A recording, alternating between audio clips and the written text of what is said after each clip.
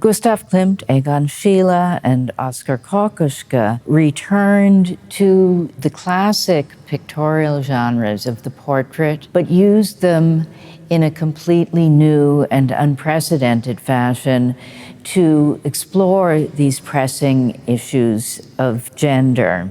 Gustav Klimt was probably the preeminent portraitist of the time, and after 1900, all of his portraits depicted women. His women are like birds in golden cages. They're beautiful, but at the same time, one has very, very little sense of personality. Because of Klimt's great success as a portraitist, young artists like Schiele and Kokoschka also tried to establish themselves as portraitists, but their expressionistic style was so far less flattering than Klimt's style that they had much, much less success, particularly with female subjects. Schiele developed a deep understanding of the female psyche and was able to create very, very insightful paintings and drawings of women. His portraits could be compared to an inside-out Klimt. Instead of the patterning in the background, you see the rich patterning only in Edith's dress, and the background is completely blank.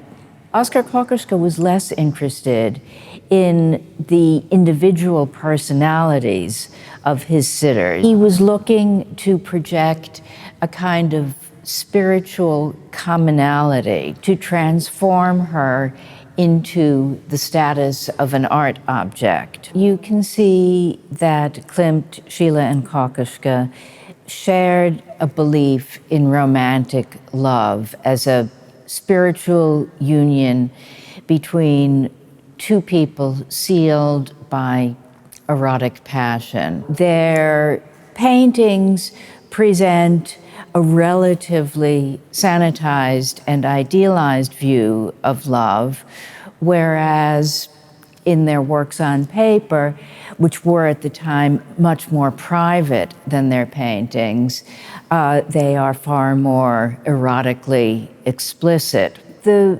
mother and child is a pictorial genre that has a long history in Western art, dating back to the Christian image of the Madonna.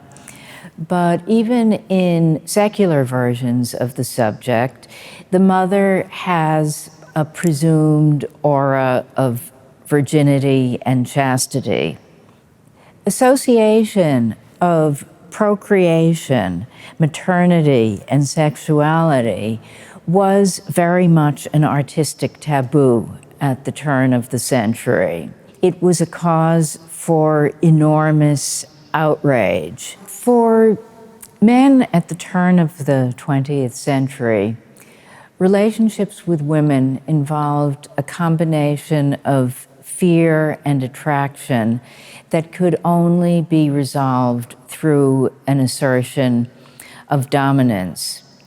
If you look at Klimt's drawings of the nude, his female nudes are often so passive that they appear nearly catatonic. Schiele's women, however, are much more aggressive. They confront the viewer very often. They stare directly at him or her, reclaiming control of the gaze.